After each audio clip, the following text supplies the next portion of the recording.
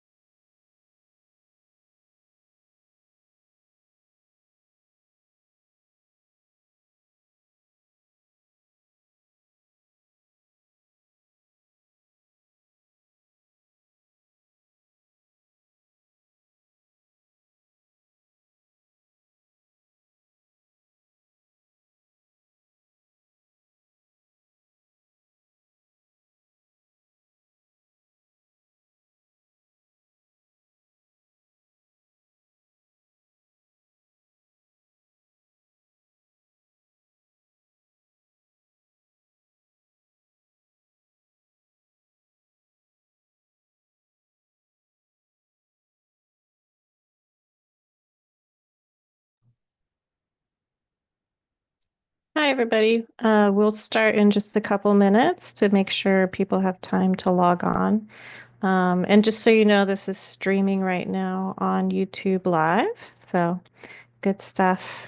And when we do introduce the podcast, I'll ask whoever's introducing it, if possible, to please turn on your camera. But I'll say a reminder before we get started. So.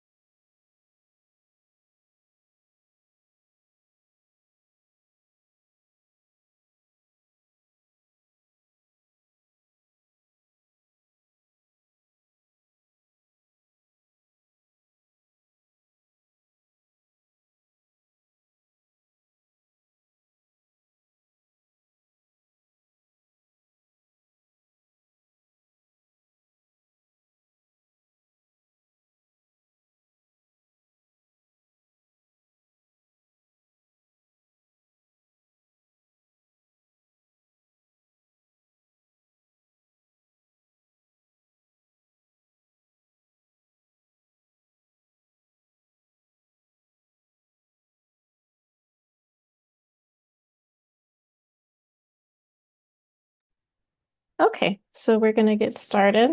I will share my screen. Hopefully everything will work technology-wise, but we'll see. So hold on one second.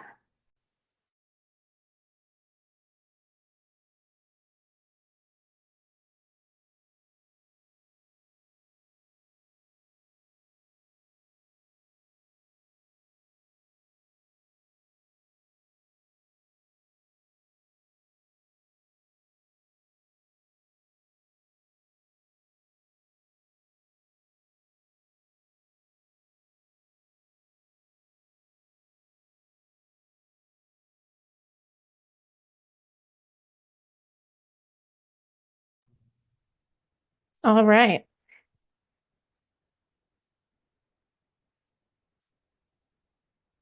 So welcome everybody to our spring 2025 HCOM 340S class presentation. Now it looks like the full screen is not showing. Is that correct? Okay. So let me escape here.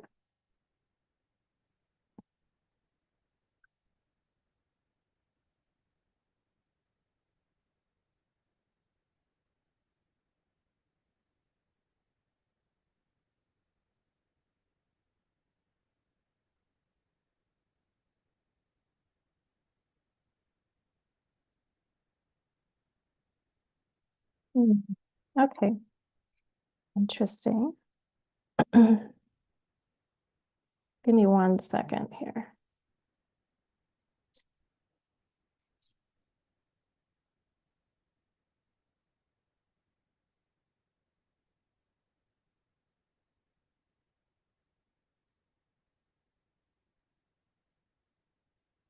Mhm. Okay. Of course, technology doesn't quite work the way I hoped.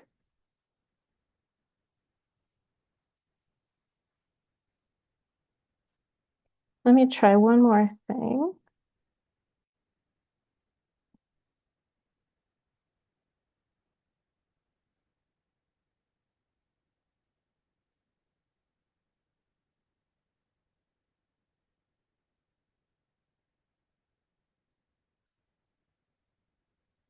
Okay. Well, we'll just perhaps run it from here. Let's see how this works. Okay. So welcome to the Spring 2025 HCOM 340S Topic and Social Movement Service Learning class. This is our final presentation. During the semester, you all have worked on learning about, researching, discussing historic social movements. These included the IWW and the Wobblies with labor movements in the 19th and 20th centuries, farm worker movements, civil rights and Black Panthers, disability rights, feminism, environmental movements, and other topics. Then you went out and interviewed community members as your service learning, developing some podcasts around that based on your research and what you're interested in. I'm really proud of all the work that you've done, your passion for your topics, your research, your interviews. It's a lot of work to put all that together. So congratulations for making it to the end of the semester. We're going to view some of the podcasts now. They're also up on my YouTube channel. Now, hopefully, since this presentation is coming directly from Canva, the links will work. If not, we'll work around that. So, okay. So first we have the Rainbow Rights podcast. So I'm hoping somebody from this group could give us a little intro and then we will listen to the podcast itself. So this podcast was made by me, Megan, Michael, Sarah, and Julia.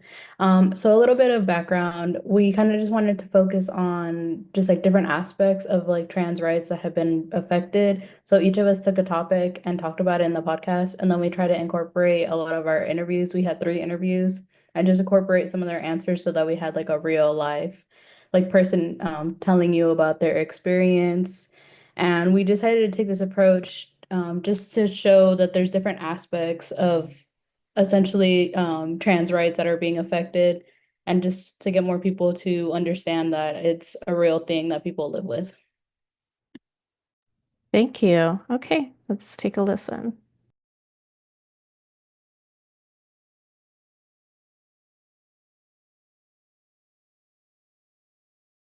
Hello, and welcome to the Rainbow Rights Podcast. I am Michael, and I'm here with Daniela, Megan, Sarah, and Julia. Today, we are going to be talking about various issues that are affecting the LGBTQ plus community, specifically transgender individuals. We will examine how various policies have been implemented over the years, as well as under our current administration, have affected transgender individuals. Over the last few decades, many strides towards equality have been made. However, under our current administration, policies that are meant to protect queer and trans individuals are actively being removed. It is our hope that by discussing these issues, we bring awareness to how our administration is adversely affecting our community and its members. First up, we have Daniela talking about LGBTQ rights in school.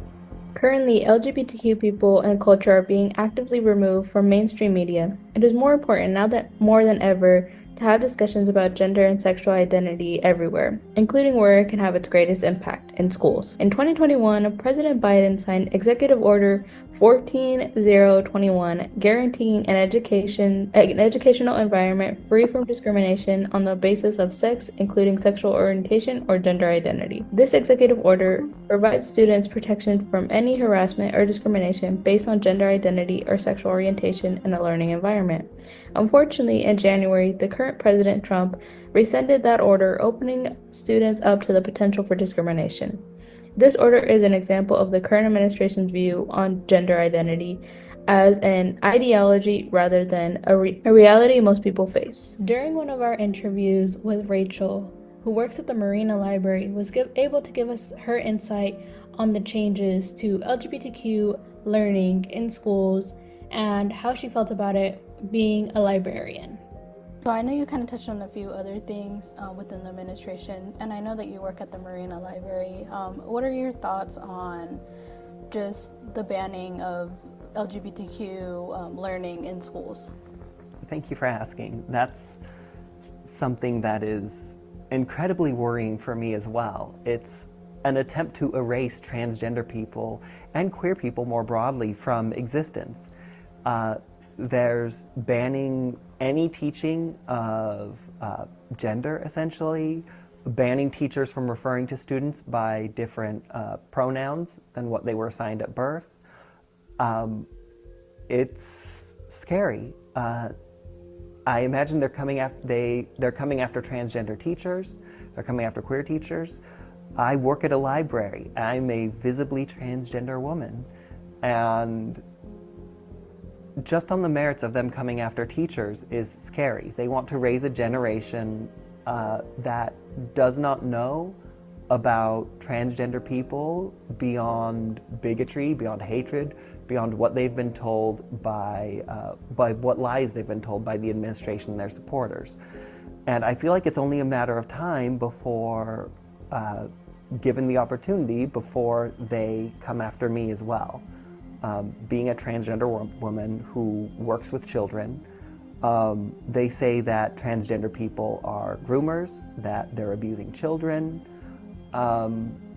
It's all slanderous lies. It's absurd on the face of it. The Pew Research Center studied K-12 classrooms to determine what students and teachers knew about the topics related to race and gender, how they feel about discussing them, and the teacher's capability to teach these topics in class. Teachers across the board, from elementary school to middle school to high school, feel students should be taught that one's gender identity cannot be different from what they are assigned at birth, and their gender identity is not determined at birth.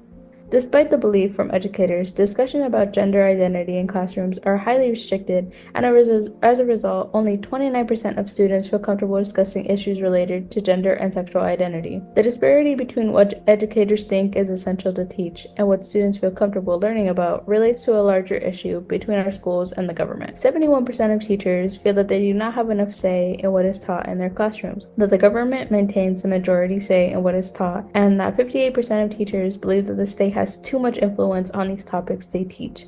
So even though teachers believe that having these conversations regarding gender identity in classrooms have a positive impact, in most cases they are not able to. Despite this belief of the government overreaching towards teachers, the majority of parents, along with the federal government, believe they do not have enough influence. But it is not like students don't know what gender identity is. The internet and social media has brought a wealth of information to the fingertips of everyone. Removing the discussion of LGBTQ plus people and issues in schools isn't going to keep children from learning what it is eventually. In an essay about LGBTQ plus inclusive learning, Isabella Lang says when it comes to students, the only comments were, "I don't understand why that happened," or "why that was wrong." They don't get the part about LGBTQ discrimination and oppression, but they do get the part about acceptance. Ignorance and hate are the things that are learned. Humans can be very empathetic towards people and understand them, even if they are not the same as us. Fostering acceptance begins in schools, and unfortunately, teachers face considerable pushback from parents when they make attempts to bring these topics to the classrooms. The results of not educating students will be more ignorant people and the ultimate removal of safe space for trans and queer individuals. And here's Michael with information on the military ban.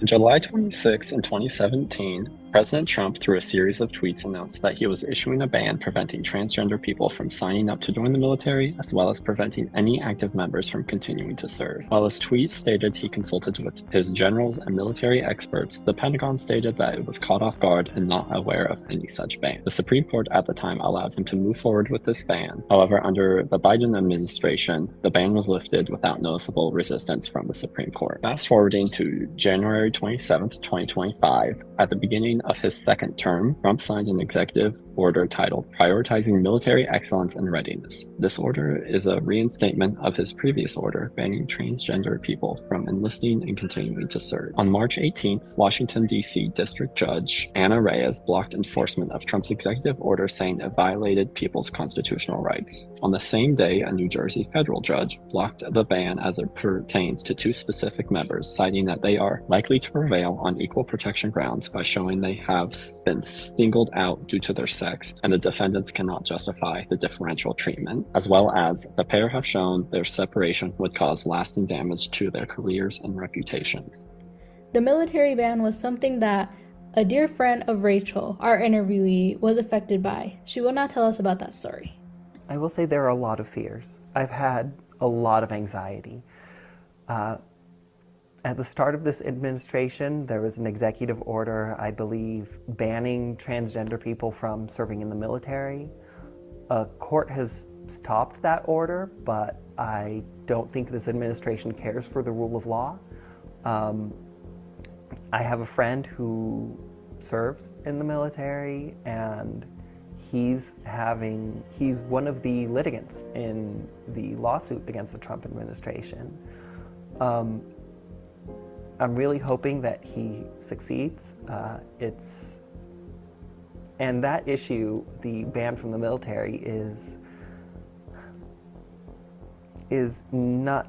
just a small portion of it. On March 27th of 2025, a third judge issued an immediate block on the ban. Throughout this ongoing battle, several lawsuits have been filed challenging the administration's decision to ban all transgender service members. Human rights agencies have been working to represent these individuals and do what they can to challenge the decision in any way they can. On February 19th of 2025, the Human Rights Campaign, along with Lambda Legal, a foundation focused on LGBTQ+ issues, asked the court to block the implementation of the executive order. 1 month later, on March 19th, the Human Rights Campaign and Lambda Legal went to court in Tacoma, Washington to urge the district to block the enforcement. On April 20th, Trump asked the Supreme Court to allow his administration to enforce the ban. Not much has been heard since Trump asked the Supreme Court to uphold his administration ban. And now we have Sarah, who is going to talk about healthcare.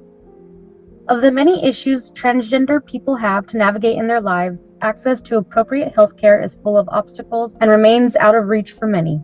Societal misconceptions of what healthcare looks like and government policies inject themselves into and limit decisions that should be made between a doctor and their patients. So what does healthcare for a transgender person look like? The first thing we need to understand is when we talk about transgender healthcare, we are not just talking about someone's decision to transition. Whether it's starting hormone replacement therapy or receiving gender-affirming operations, we're also talking about day-to-day care, routine physicals, mental health services, and even emergency medical treatment. In a survey conducted by the National Center for Transgender Equality, 23% of those who responded stated that fear of mistreatment at a doctor's office kept them from seeking care. This mistreatment can range from blatant disregard to a lack of knowledge of what transgender healthcare is. In some instances, individuals have been told issues as common as an astigmatism were the result of taking hormones despite having the issue prior to transitioning. 2023 marked a significant uptick in anti-trans bills, specifically in bills targeting access to gender-affirming care, with 35 having been introduced in 2022 to 185 being introduced in 2023, marking a roughly 430% change in just 1 year. Most of these bills seek to ban gender-affirming care for minors, criminalize providers, and charge parents with child abuse. In the United States, there are currently 27 states that have placed restrictions on providing gender-affirming care for minors, with 24 of them pursuing legal action against practitioners who provide general care to minors. This accounts for roughly 40% of transgender youths in America ages 13 to 17. However, transgender individuals are not the only people who receive gender-affirming care. A study performed by the Harvard School of Public Health found that 97% of gender-affirming surgeries performed on minors happen on cisgender male teens, and that gender-affirming surgeries are rarely performed on transgender minors. In most cases, gender-affirming care for transgender minors takes the form of using puberty blockers and taking hormones that align with their gender identity, as well as non-medical related changes to reaffirm their identity, such as hairstyles, clothing, and using their preferred bathroom. While there are still many obstacles the transgender community faces in regard to healthcare, California seems to be leading the way with accessibility to gender-affirming care. What was once a near impossible path to navigate, after an interview with Rachel Holder, we learned about the accessibility she received and her transition process. She went through Planned Parenthood and explained to them how she was transgender and was seeking gender-affirming care. Her journey started there and she never looked back. Let's listen to what she had to say about her experience.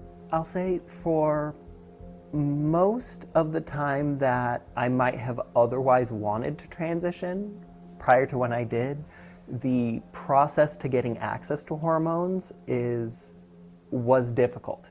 It is across the country. I wasn't pursuing hormones at the time, but I know that when I did transition, it was what is the term for it? Informed consent model, which is you can go into the clinic. I went to Planned Parenthood. I told them I want to start on estrogen. I'm transgender. I want to start on hormones.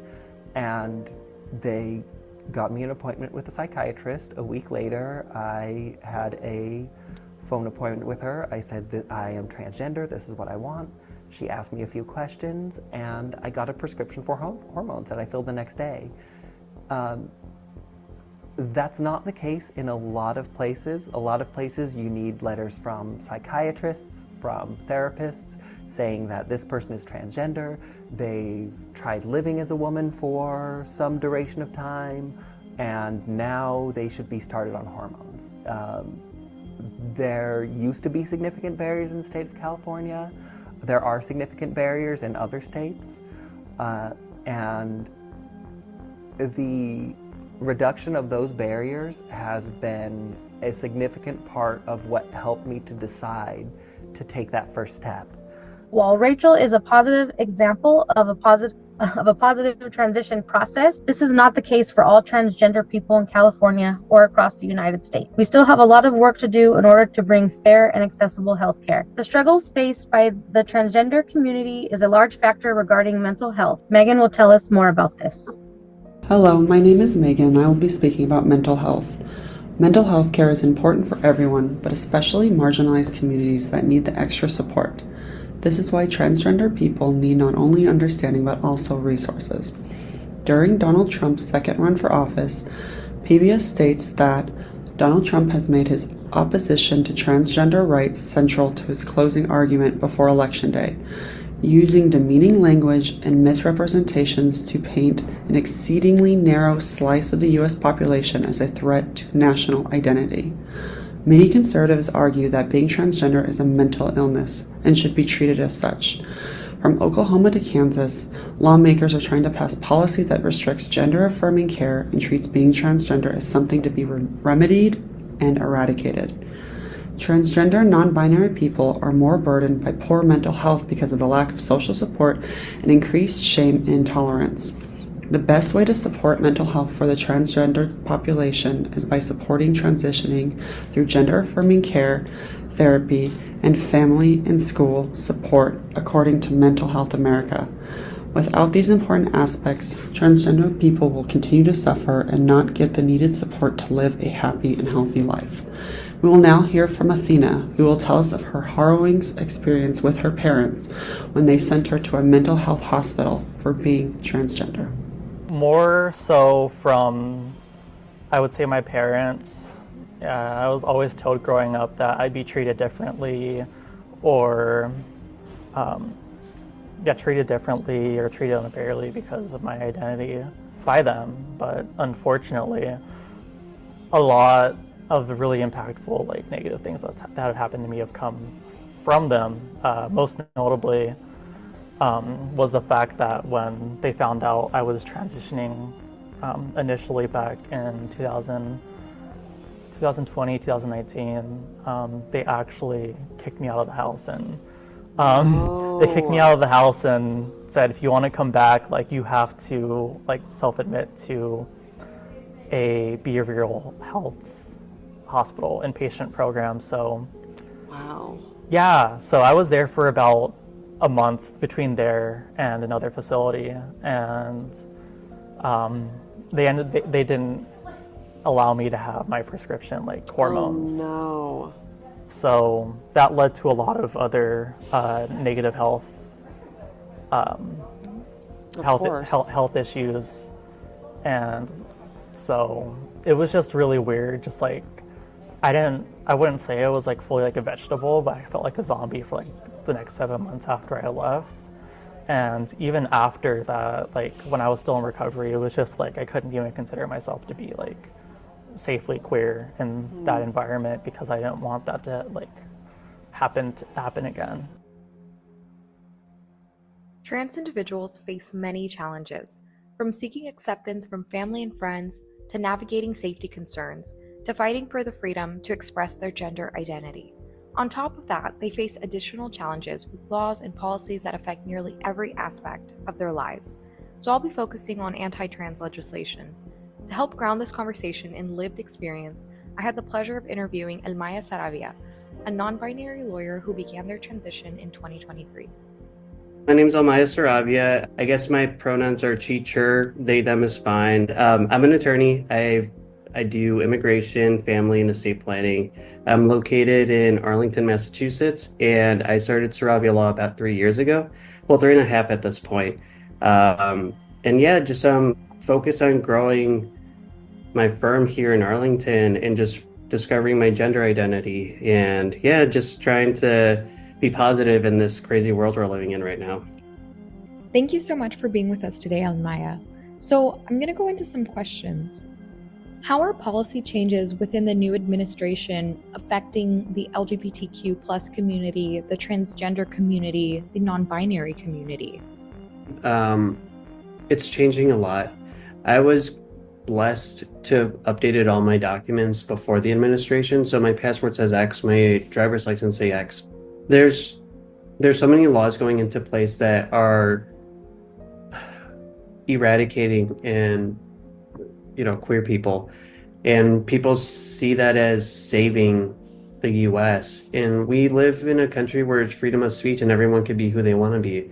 But now we're being told accept this. You can't do that. You have freedom of speech, but this doesn't count. Right.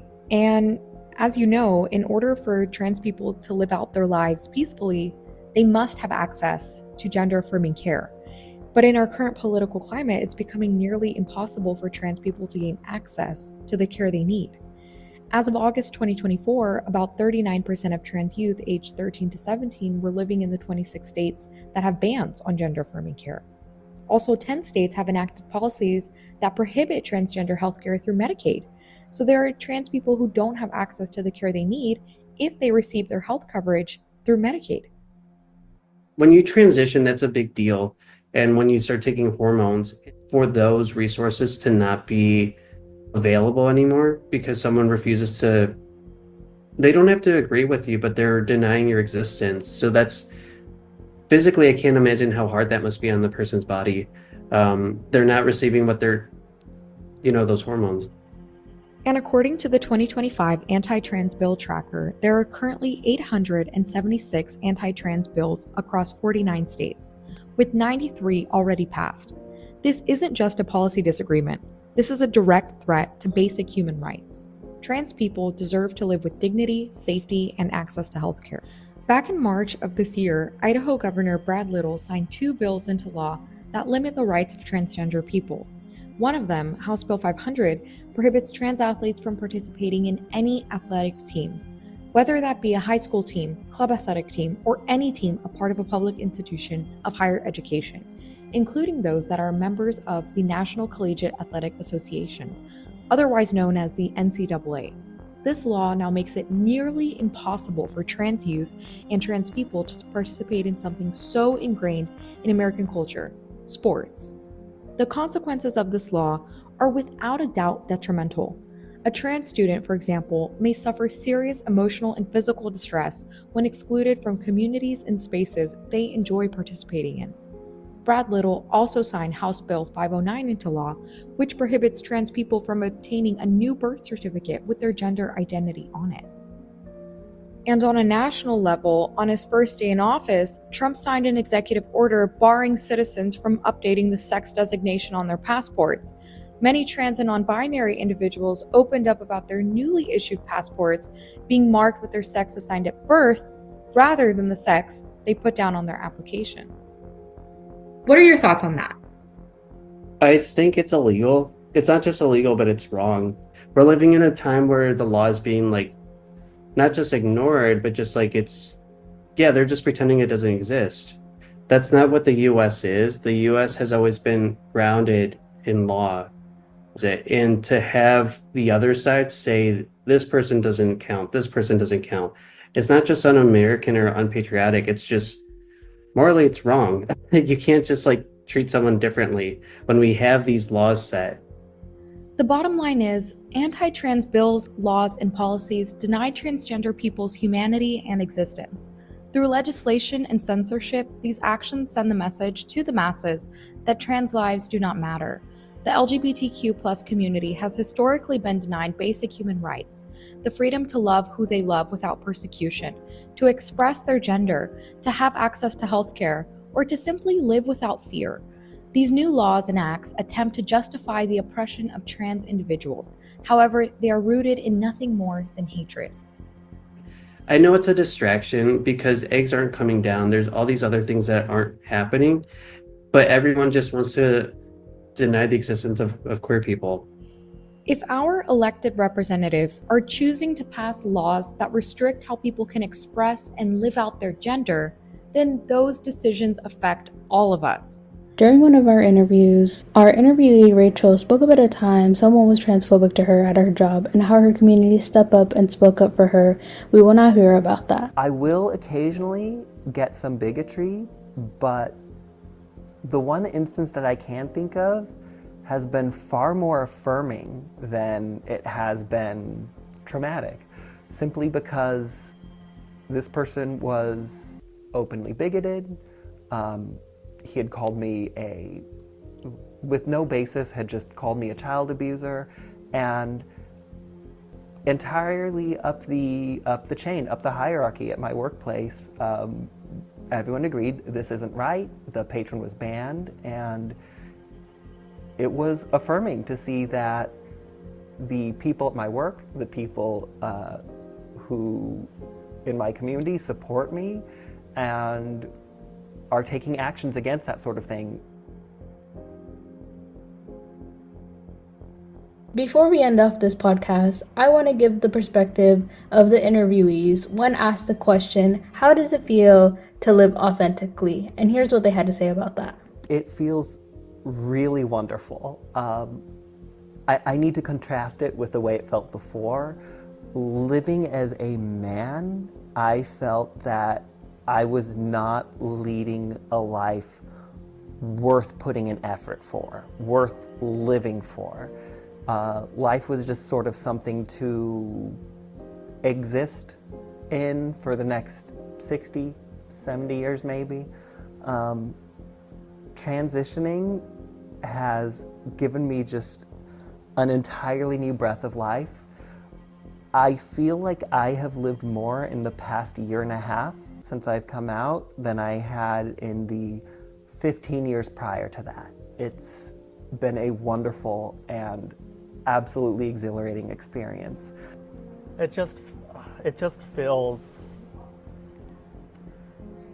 like I'm not pretending to be someone else anymore. Like, just being true to your authentic self just really means like just being the person that you always imagined and wanted yourself to be when you were younger. It's just so, it could be like, the realization is just like so sudden and so impactful. You just realize one day it's like, oh, like this is my life now. I can't even imagine, like I can't even remember like how things felt like before any of this happened, like 2 years ago, let alone like when I was a teenager. And just like looking back, like I just imagining myself then, like I don't recognize myself, because this is like, I would use an analogy of like a caterpillar going into its metamorphosis cocoon. It's just like you're always meant to be like what you came out as. You just had to go through a lot in order to be there. So while the political landscape surrounding transgender rights remains uncertain and in many cases hostile, one thing came through clearly in our interviews with community members was that it is important to live your life authentically, regardless of what others believe. Now more than ever, it is important to stand up, show up, and advocate for the protection and progress of the trans community. Trans rights are human rights, and ignoring the needs of our community members does not erase them from our community. Thank you for listening to this episode of the Rainbow Rights Podcast.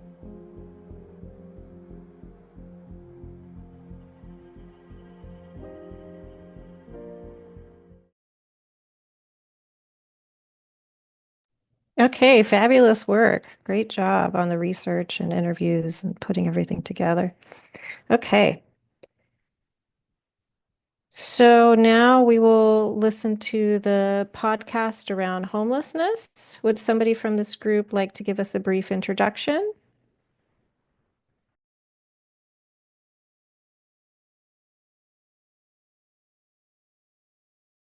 I guess I can go. So we did we did an interview on homelessness. I have included that in there. And we spoke to someone from a local homeless shelter, got her insights, and spoke about why this is a rising problem. Great, thank you. Let's take a listen.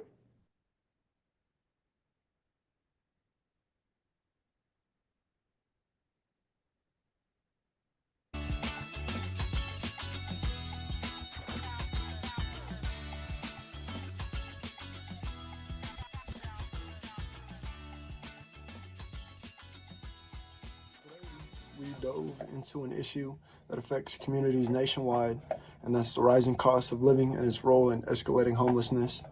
As housing costs soar, wages have remained stagnant, leaving families struggling to make ends meet. The basic costs of rent, groceries, and healthcare are climbing, but paychecks aren't keeping up. Right now, millions of families are spending more than half of their income just on rent, with little left for essentials like food or other medical expenses. Homelessness doesn't usually happen overnight. It's often triggered by an unexpected change like job loss, illness, or an unaffordable rent hike. With no safety net, families can quickly find themselves without a home. In January 2024 alone, Over 770,000 people experience homelessness in the U.S. This isn't just a big city issue, small towns and the suburbs are feeling the impact as well. Later on, we will hear from Amy Price, the Director of Development at Community Homelessness Solutions, who will share insights on what's happening on the ground and what needs to change. But first, let's step back and explore the bigger picture, what's really driving this crisis and how did we get there.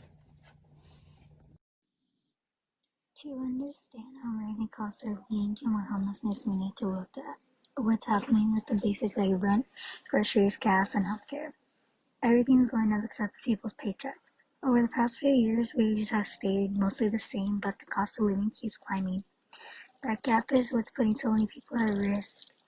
Affordable housing is generally defined as housing on which the occupant is paying no more than 30% of gross income for housing costs, including utilities, the U.S. Department of Housing and Urban Development. But right now, millions of families are spending over 50% of what they earn just on rent.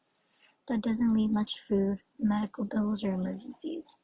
One thing we all must realize is that most people don't become homeless overnight.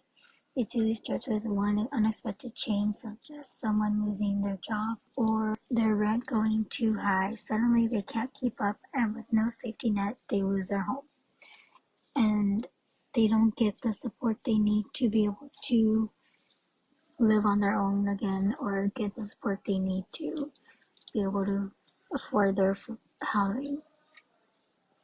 So that is why we need to figure out a better way for rent to go down, and also for wages to be higher so it could be affordable to live. Because California is still rising and not people's paycheck. According to the annual homeless assessment report, or NIGHT, in January 2024, 7,771,480 people experience homelessness in the United States. This isn't just happening in big cities either. Small towns and suburbs are feeling the rising cost of living is a national issue, and the impact is everywhere, especially in Monterey County, which has risen by 19% since 2022. I found, according to Homeless Report, that about 77% are experiencing homelessness that are unsheltered, and 81% are annually but are becoming unhoused because of the high cost of living. It seems to not get better because people are struggling to survive in Monterey County and other places in California. But we don't look at what people may be struggling with to become homeless because we have a bias that they are lazy, but we have to understand the mental aspect of why they become homeless, because that plays a huge part in it. We see that. So in just a moment, we'll talk to Amy Price from Community Homeless Solutions. She's going to share what the crisis looks like up close and what her team is doing to help.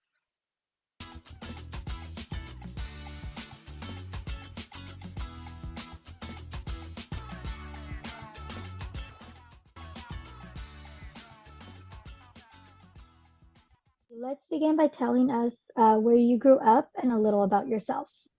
Right. My name is Amy Price. I'm the Director of Development for Community Homeless Solutions. I've been out in California for 2 years working on the issue of homelessness. Prior to that, I grew up in Austin, Texas, and San Antonio, Texas.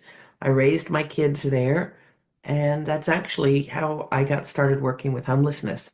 I was a single working mom, driving my kids home from school, and we'd pass I remember the moment. We passed some guy with a sign saying, "Hamburger Dreams." And my son was, like in 5th grade, and he's like, "We need to get that guy a hamburger." And I was like, "Great." I'll turn around and he goes, "Wait, we have to get his order."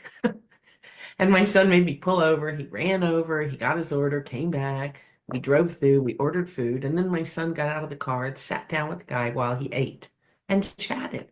Because he said he didn't want it to feel like a handout. He wanted this guy to feel seen.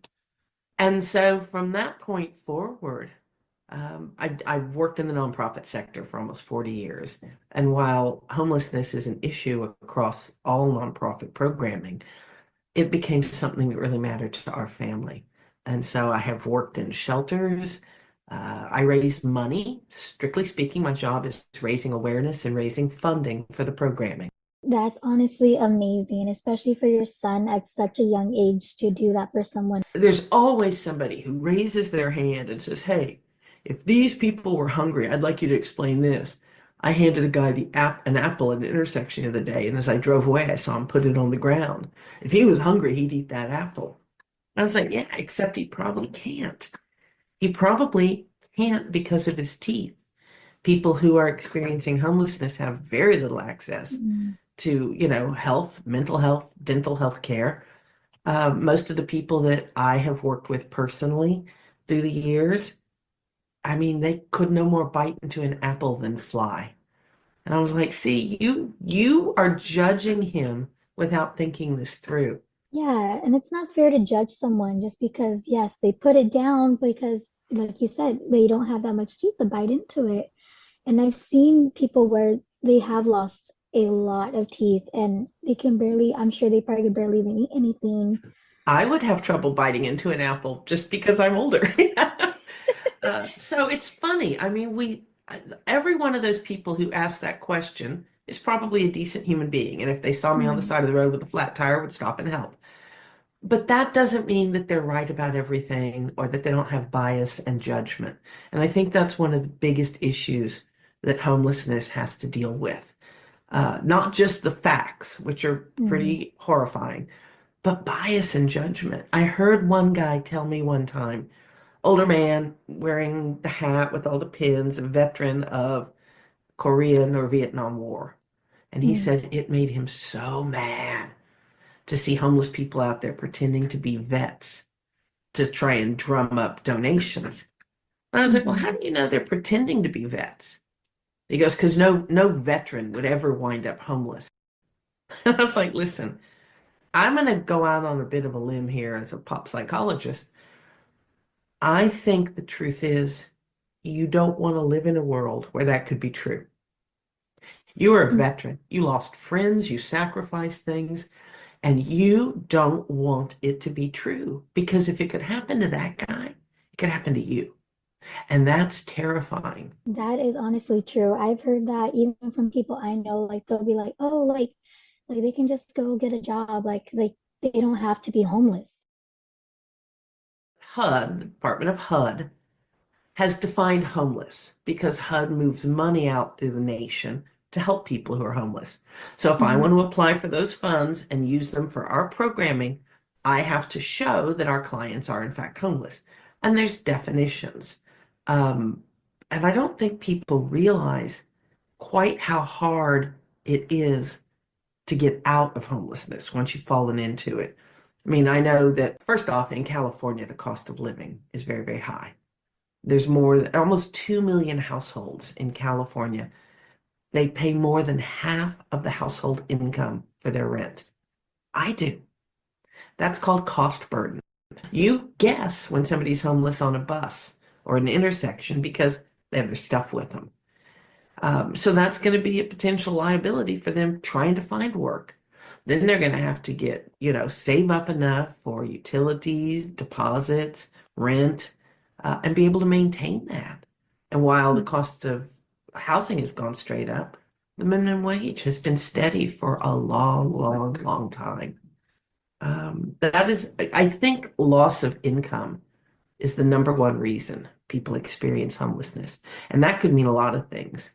A partner died and they were the primary breadwinner. You aged out of being able to do certain work. You got sick and couldn't work. And once you're homeless, it is a very hard road back. I was going to say what we do at almost any nonprofit that's working with homelessness usually offers basic services. We have to establish identity. A lot of times people who've been homeless, somebody nicked their bag where they stowed it, or there was a flood and they just barely got out. So we don't even have ID. So we have to start with the basics. Name, get a birth certificate, get you an ID. Then we may discover that you're eligible for benefits if you were a veteran or over a certain age.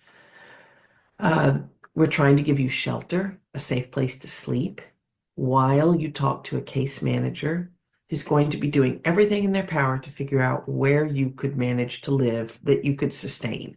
What services do you offer at your program to help them? Well, we have 5 different programs.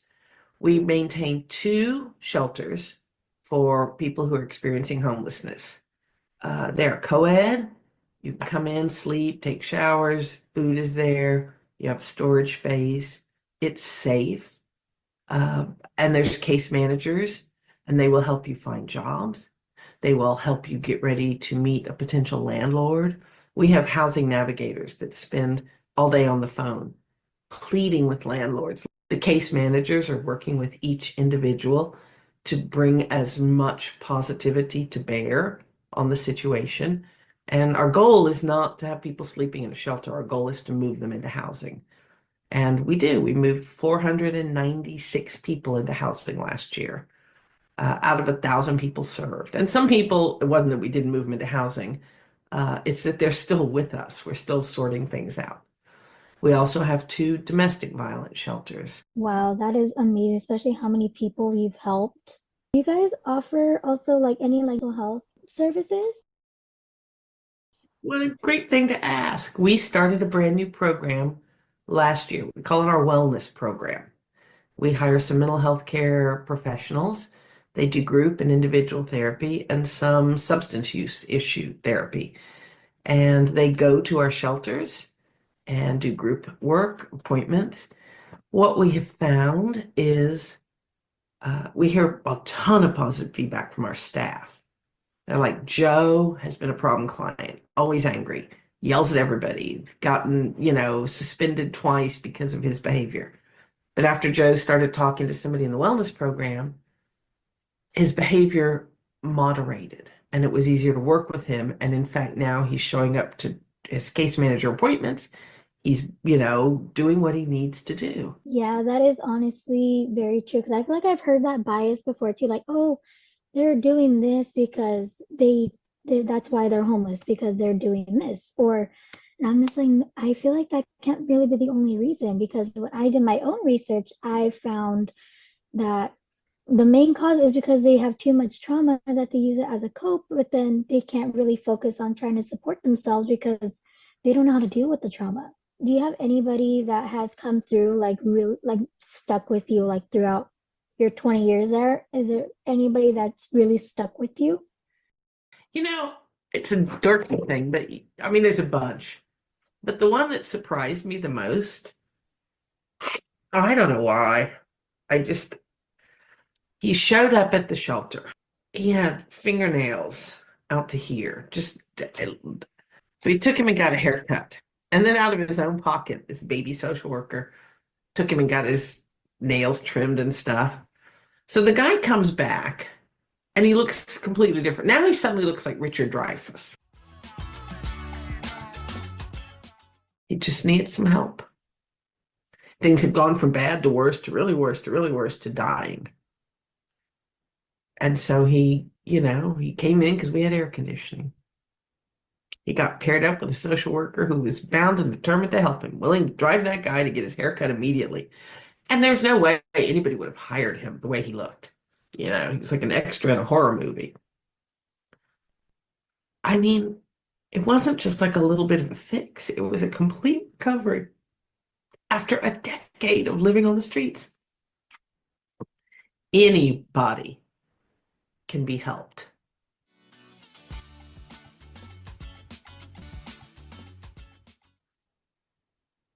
Especially what you guys do is amazing.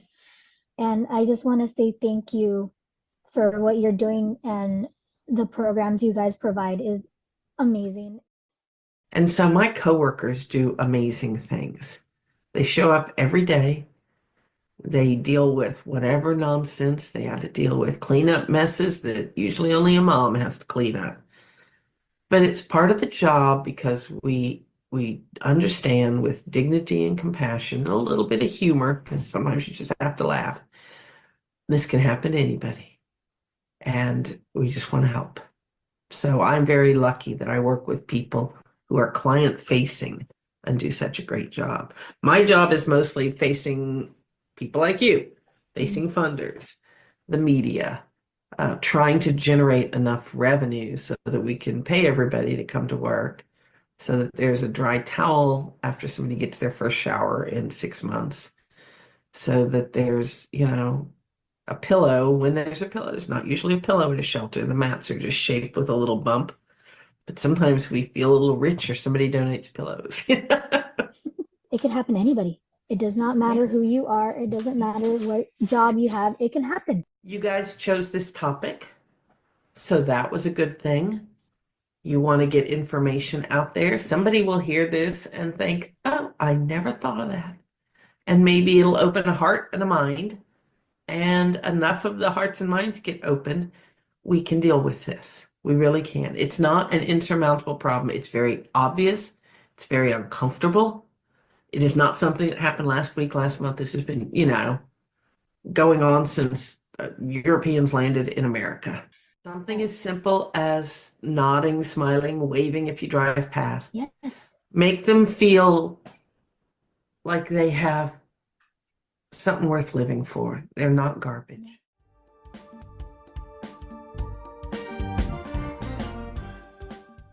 I'm glad you guys are continuing to do this, and I'm very inspired. And I'm going to try to do what you're saying. Try to smile, wave, because they are people, and I try to do that. I try to smile at them. Well, I think sometimes even the best people look away because they sense that person's in distress and you want to give them a bit of privacy. I mean, it could even be motivated by kindness. Yeah.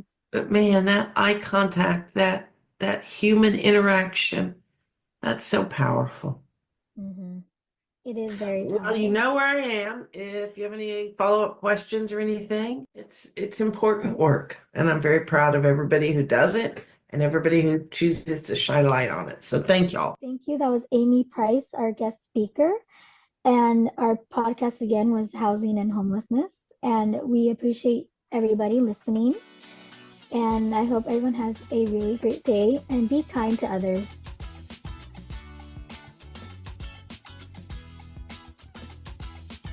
As we wrap up today's episode, we want to take a moment to reflect on what we've heard. We've learned that homelessness isn't just about losing a home, but it's often about losing stability, support, and dignity. As Amy Price reminded us, it can happen to anyone. A lost job, an unexpected illness, or a rent increase can push someone over the edge.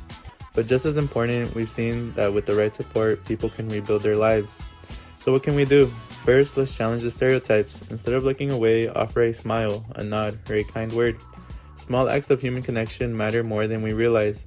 Second, consider supporting local organizations like Community Homeless Solutions, whether that's through donations, volunteering, or simply spreading the word about their work. And third, get informed and stay engaged. Learn about the housing issues in your own community, and when you can, use your voice to advocate for solutions like affordable housing and living wages. Thank you to everyone who contributed to our project, especially our wonderful guest, Amy Price from Community Homeless Solutions in Monterey County, and our professor. Remember, everyone deserves the chance to have a safe place to call home, and no one should be judged for their housing situation. Thanks to organizations like Amy's, people experiencing homelessness have the support they need to rebuild their lives and move towards stable, permanent housing. Thank you. Okay, that was a very touching podcast. Thank you for doing that work. Now, if somebody could talk to us about A Dangerous Precedent, Voices from the Central Coast podcast. Hi there. So we are Jocelyn, Jonathan, Emilio, Elize, Miranda, Sean, and I am Brittany. And this episode, as you just said, is A Dangerous Precedents, Voices from Central Coast. And we chose to focus on immigration enforcement because with this administration throwing out due process and targeting specific communities, we thought it was important to draw attention to what that actually looks like on the ground for a lot of the families in our area. This isn't just policy, it's personal. It's something they're living with every day. So in this episode, you'll hear from a lawyer, a legal advocate working directly with impacted families. And then you're going to hear from a local student and an impacted family who opens up and is very vulnerable. The interview was done very respectfully and anonymously, and then re-recorded, so there's no names attached. Just appreciate your time and listening to this, and we hope you enjoy it. Thank you.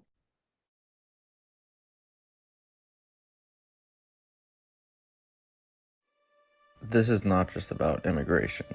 This is about what happens when fear becomes law, when silence becomes a strategy, when rights are stripped from people not because they committed a crime, but because they exist. You're listening to A Dangerous Precedent, Voices from the Central Coast, a student-led podcast from CSUMB. In this episode, we will talk about the real-life impact of immigration enforcement on students, families, and schools across our community under Trump's second term. And we're not pulling any punches. Breaking news at this hour as well. President Trump now authorizing ICE to target schools and churches in its deportation raids. He is revoking a directive excluding arrests in so-called sensitive areas. In just the first 50 days of Trump's second term, ICE conducted nearly as many arrests as it did in the entire year before. That is not a return to order. That is a purge. The Department of Homeland Security lifted restrictions on immigration arrests in school. ICE can now walk onto campuses. They can show up at hospitals, at your church, your child's daycare. They do not need to knock. They do not need to explain. And in Monterey County, where 1 in 4 people is foreign born, the fear is constant. Nearly 62,000 undocumented individuals live in Monterey and San Benito counties. These are the people who harvest your food, clean your schools, build your homes, and now they are being hunted. Students are missing schools. Families are going silent. Some children have stopped speaking Spanish in public. That is not law and order. That is state-sanctioned trauma. To help us understand the legal chaos behind these changes, we spoke with a Department of Justice accredited representative with the Latin Advocacy Network. Tell us about yourself, your job, and how you ended up in that position. Well, I'm the founder and executive director of Latin Advocacy Network. It's a human rights nonprofit organization that provides legal immigration services in California, and we're mostly focused on providing services in remote areas. How I ended up in this position, I was a criminal lawyer in my home country, and I came here to get my master in law. As an immigrant, I was experiencing how hard is the immigration system, and it doesn't matter if you're well educated or not. We're all in the same bag, and we have to do exactly the same thing. So it kind of motivated me to do something about it, because I saw a lot of vulnerable groups that sometimes they don't know how to express themselves or how to file applications. And it's like the idea of the organization is to be the voice for these people. And I really like it. I really feel very lucky to have the opportunity to help the community that I am part of. Talking about the immigration system, have you noticed with the first and second Trump presidency, things become needlessly more difficult, or any changes that are making the system more difficult to navigate in itself? So regarding the immigration system, I will say that during the first administration, we were less prepared. So I felt that I saw myself freaking out when there was any news, because everything was new and there was you didn't know what to expect. And now in this administration, we kind of know what to expect. So it's we're more prepared, definitely. I feel that Something that personally is way better for us is that we collaborate with a lot of big organizations. So I definitely feel that we're very protected. And if something happened, I know that I have the support of all of these community groups that are going to be there for our clients. And I see that the immigrant community is like more together. So I really like that. So when we provide know your rights classes and people get like better educated about what to do and what not to do, I can totally see that this is a way to empower the community. So even though, yes, it is a reality that the immigration policies have been changing for the last 3 months, since the new administration, practically every week there is a change.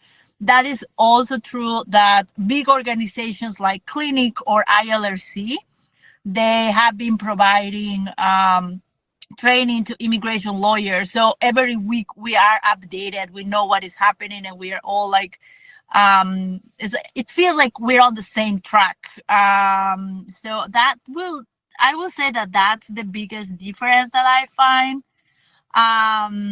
I like that people now is more prepared. So I even see that in my clients. So our clients are like, yes, I have the right to remain in silent. And I'm like super happy when I hear that, because that means that they are, they know what to do. The thing that I really don't like is the social media. So I think like social media is stronger now. And the reason why I don't like it is because there is a lot of information and a lot of misinformation, because for immigration purposes, every case is a different world, like every person that arrives to the country arrives in different circumstances, even though they cross together.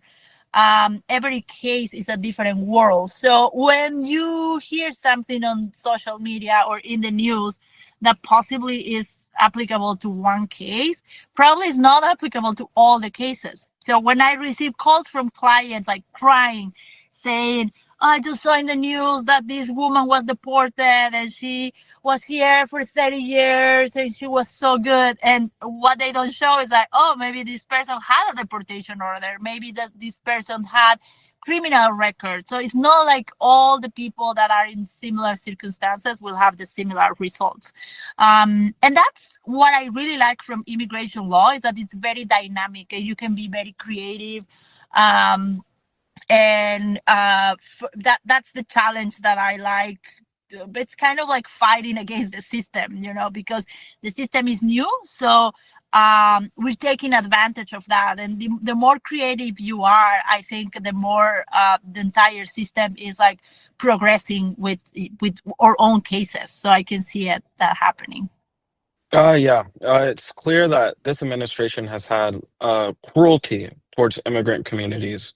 And we've seen this with recent news stories, such as Kilmar Abrego Garcia being sent to El Salvador, and recently 2 different cases of a mother being deported and forcing to take her children without proper due process, what some are calling it. Do you have any comments on these stories?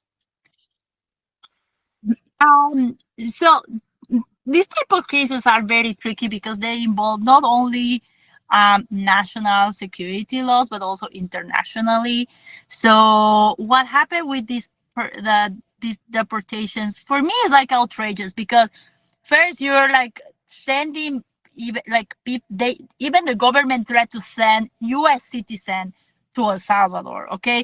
And I am from Bolivia and I was a criminal lawyer there. I've been in prisons in Latin America, and I know how like unsafe they are inside, because there is like no law. The law is the law that they like the people that is detained put, and then you just have police officers like just around the place to protect it. So I know it's not exactly the same what is happening in El Salvador, but the people that is detained there, the people that really is detained there for a cause, are the most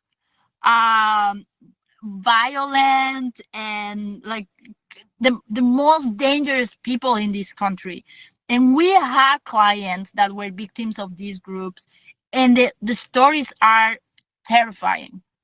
They have like no mercy. Like they don't care. Like we had a client that she was a 9-year-old little girl, and MS-13 killed her uncle, who was like her father, in front of her, and in the most terrible way that you could imagine. So this is the people that is there. So I get it. Like the situation in El Salvador was so uncontrolled that they needed to have like serious like a serious solution for that.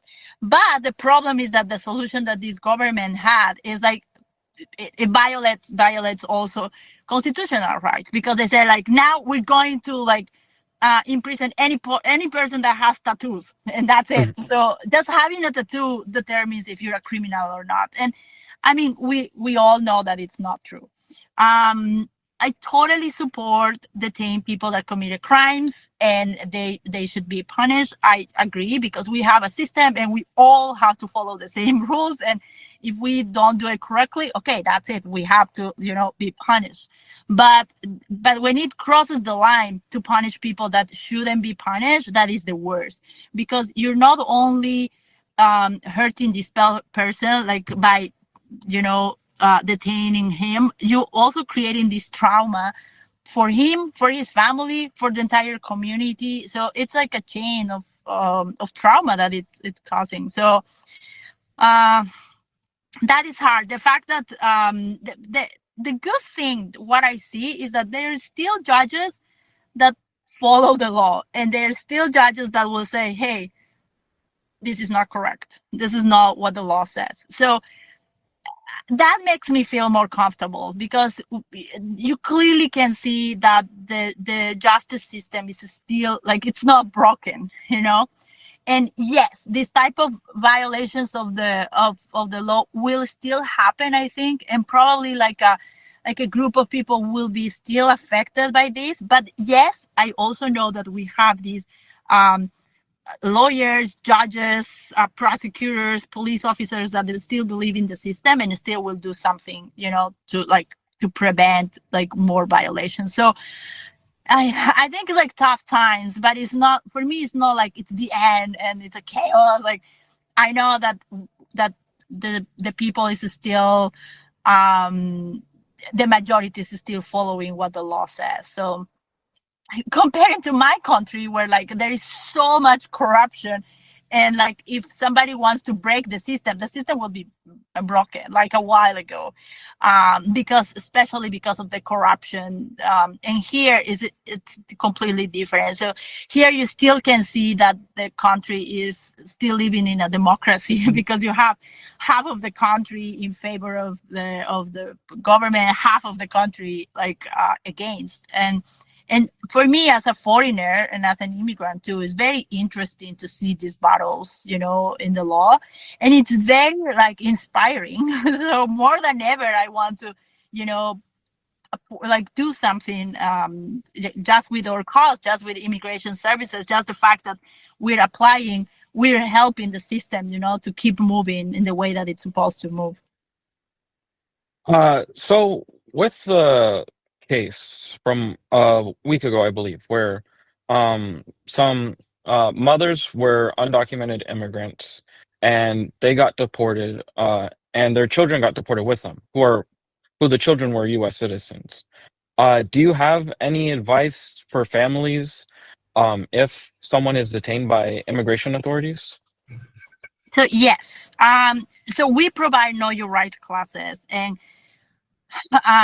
in the schools, and we, like I told you, that these classes are really creating this, they're empowering the communities. And the first thing and the most important one is that they have to remain in silence is the most important rule. Why? Because if you're pulled over and an officer asks you for your license, okay, if they have a reason, you can just show your license and show that, yeah, you legally are available to drive.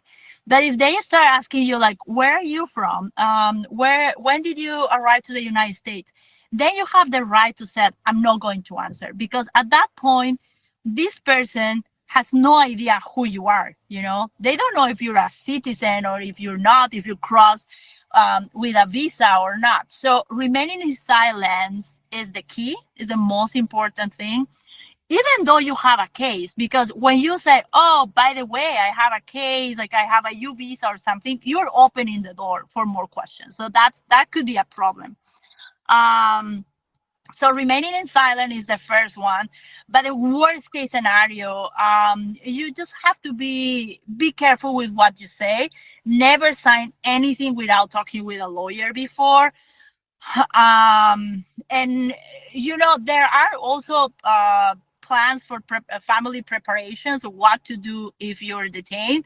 So it's important to have someone that you really trust, have all your documents always like in one place, all the passports, birth certificate, like collect all your information. If any of your kids have like medical issues, have all the medical records, have the people that is authorized to take them to the hospitals or to the schools. That is very important. But also, it's very it's important to highlight that it will always be in the benefit, like, of the best interest of the kid. Is there any final message that you want to like share to the people about knowing their rights, or anything in particular that you just want to leave people with?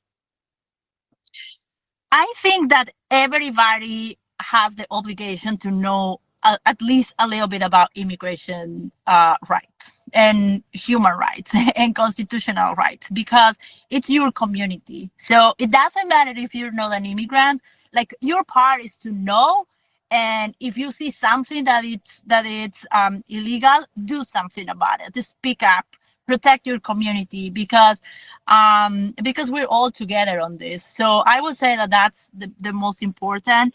And also volunteering, because we have a lot of there is a lot of need. A lot of people is in need of immigration services, and there are not enough organizations. We're always like out of capacity. We always have to have the need to have waiting lists. And it's not just us, it's like big organizations that have been helping the community for a long time. So volunteering is so key. I'm so super thankful of people that volunteers with us, because that's something that I think has to be like a win-win situations. It's help for us, of course, and for our clients, but also I love that our internship program is for people to really get involved. So the system. It's not like you will just make copies or do translations. It's like you really will know what is happening. And I encourage always like young students to just participate and learn, and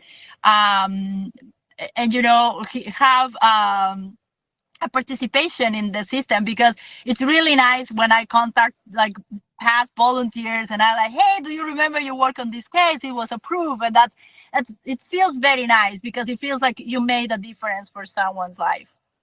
These are not hypotheticals. People are disappearing. And some of them are legal residents. Some are asylum seekers. Some are citizens. The system does not care. Once due process goes out the window, it's open season on whoever the government decides is inconvenient. McCarthy saying that you should apologize for the comparison between concentration camps and detention centers. If you really want to understand the impact, you have to hear from the families living through it, because this isn't about statistics. This is about waking up every morning and not knowing if your family will be there when you get home. We sat down with a local student to hear what life under this new wave of fear actually looks like. Out of respect and safety, we are keeping their name anonymous. How have recent changes in U.S. immigration policies affected your daily life and educational experience? Recent changes have made my life feel more uncertain. It's almost like a thought that just stays in the back of your mind, but always lingers from time to time. Even though I've grown up here, there's always been this invisible weight, like you're never fully secure. Policies that delay or complicate legal status make it harder to focus in school. There's always that worry in the back of your mind about what could happen to you or your family. Have you noticed any changes in your school environment or how people treat you? Some teachers try to be supportive, but they don't always understand what it's like. I've had to explain why I missed class to help my mom with her immigration appointments, or why I couldn't focus because we're waiting on a court date. Some peers don't understand or say things that remind me I'm different. How are you coping with the emotional toll of this uncertainty? It's stressful always having to live life in this state of limbo, but my family keeps me grounded. I write in a journal when things get heavy, and I try to stay focused on my goals. My dad became a citizen after years of studying. That helps me stay hopeful. What are those goals? I want to work in healthcare, maybe as a nurse or physician assistant. I've seen how vulnerable people can be when they don't speak the language or don't have access to care. I've started with becoming a medical assistant and I'm hoping to move up. Have you felt supported by schools or local resources?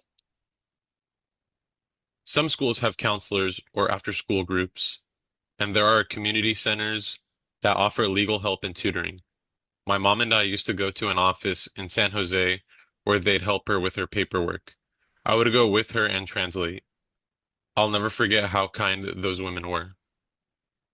Have you experienced fear related to immigration enforcement? Yes, anytime someone mentioned ICE or when there were rumors about raids, it just made you want to disappear. You start being careful about where you go and even what you post online. How has this impacted your responsibilities at home? I had to grow up fast. I translated documents, made calls, helped my mom navigate the system. It made me more responsible, but also more anxious. If you could change anything, what would it be? I wish the system moved faster and was less cruel. Families shouldn't have to live in fear just because of where they were born. And what advice would you give someone who is thinking of coming to the US? Be prepared for a long journey. Find legal help. Protect your mental health. There are people here who care, but you need to be cautious. What keeps you going? My parents, everything I do is for them. They gave up so much to bring me here. I want it to mean something. I want to make them proud. Let's be clear. What is happening right now is unconstitutional. Families are being detained without warrants. People are being deported before they have ever seen a judge. Judges are being arrested for trying to uphold due process, and immigration is not even a criminal offense. It's a civil matter. So when the government starts kicking down doors, making arrests without cause, and denying basic rights, that is not law enforcement. That is authoritarian rule. This is not just about who gets targeted. This is about how far a government will go when it decides the Constitution no longer matters. And yes, American citizens have already been deported. That is horrifying. But that is not the core of the issue. The real danger is a government operating outside its legal bounds, trampling over protected rights and rewriting the rules in real time. Because the Constitution does not only protect citizens, it protects everyone on United States soil. That includes undocumented immigrants, asylum seekers, and anyone else the government decides is inconvenient. Due process is not optional. A fair trial is not negotiable. These are not suggestions, they are rights. If we allow that to be taken away, if people sit back while tyrants override the Constitution and throw out the rule of law, then what remains is not a democracy. Some are still waiting for a line to be crossed, but for many, that line is already far behind them. For some, this is the first time they are afraid. For others, it's just the first time anyone has listened. So ask yourself, if I were your family, your name, your classroom, would you stay quiet? Because this doesn't stop here. To quote Martin Niemöller, his words from Nazi Germany still echo now, almost word for word. First they came for the socialists, and I did not speak out, because I was not a socialist. Then they came for the trade unionists, and I did not speak out, because I was not a trade unionist. Then they came for the Jews, and I did not speak out, because I was not a Jew. Then they came for me, and there was no one left to speak for me, History has shown us what happens next. So the question is not. The question is who. And when they come, what side of history will you be on? Will you be complicit or will you fight? This has been A Dangerous Precedent, Voices from the Central Coast. Produced by the students of HCOM 340S at CSU Monterey Bay. Script written by Brittany Williams. Hosted and recorded by Emilio Carrion. Interviews by Sean Carreno, Yoselin Camacho, and Miranda Macias Ortiz. Research by Alice Martinez and Jonathan Montes. Thank you for listening, and thank you for refusing to look away. Really great work on that. Everybody should be proud of what you're doing. So, okay. And our group that researched digital privacy, could somebody introduce the podcast for us? Hi. Our group was Victor, Chris, Genesis, and myself, and our podcast is on digital privacy, data collection, and surveillance. We interviewed Michelle Anderson Turner, who works with Adobe and previously worked with the government at the Naval Postgraduate School, as an IT specialist. And yeah. All right.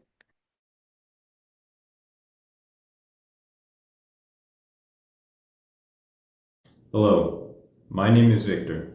I'm a student at CSUMB. With me are Chris, Mia, and Genesis, students in our social movements class.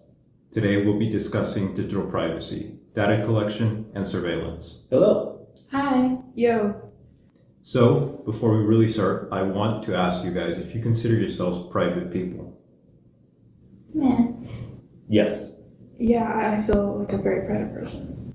And if I told you that your privacy was being violated every day without you knowing about it, how would you feel about that? Well, for me, that's really gross to think about and kind of embarrassing. I do not need people knowing what I'm looking up online. What are you looking up online? You can waterboard that out of me. Let's not test that. Unfortunately, your browser history is also something people have access to. They also know what you're ordering online, what you're saying to people, where you're going, everything you do on your phone, computer, tablet, smartwatch, all of it's being monitored. Your data is being constantly collected and then bought. That seems dangerous. It is. They're called cookies. That's what cookies are? That doesn't seem like a very appropriate name. Not at all. And most of the time, it's crazily unethical. Though, guess that never really stopped a stalker. So these data collectors, the tools that they're using, they're the little invisible man watching your every move. You're hardly ever gonna know he's there. And he's gonna know everything about you. Well, going forward, we're going to be discussing digital privacy and some strategies to keep anyone from looking too closely at Genesis browser history. We will also be including audio from an interview conducted with Michelle Frances Turner Anderson, a learning strategist for Adobe and an independent creator with her own company, Michelle Francine Productions. Mia, you conducted this interview. Can you tell us a little bit about your interview with Michelle? Sure, Victor. Michelle is actually an alumni from our school and gained experience in her field working the help desk right here at the library. We talked primarily about her time spent in IT and how that related to digital privacy.